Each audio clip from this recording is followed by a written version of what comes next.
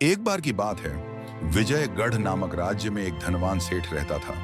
उसका नाम सेठ हरिराम था। उसके पास अथाह संपत्ति थी, लेकिन फिर भी वह हमेशा अधिक धन कमाने की लालसा रखता था।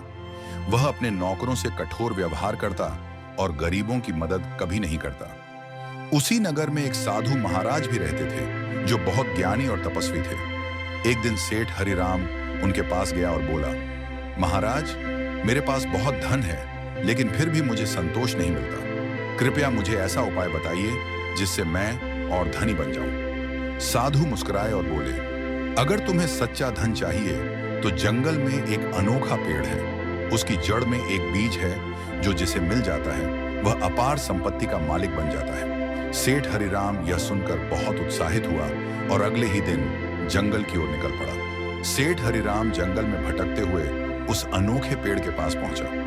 उसने देखा कि पेड़ के नीचे एक वृद्ध व्यक्ति बैठा है।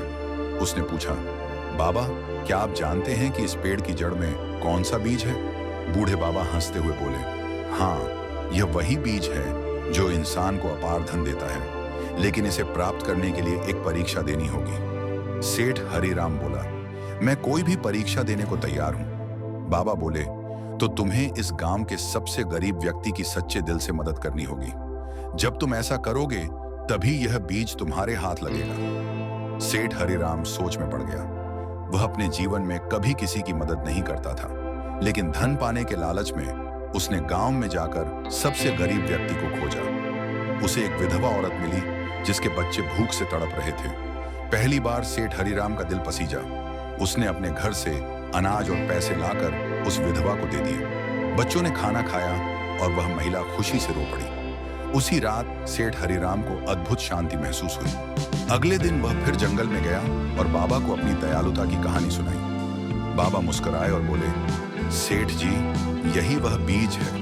यह कोई साधारण बीज नहीं, बल्कि करुणा और दया का बीज है। यही सच्चा धन है। तुम्हें अब महसूस हुआ होगा कि असली संपत्ति पैसे में नहीं, बल्कि दूसरों की भलाई में है। सेठ हरिराम की आंखें खुल गईं।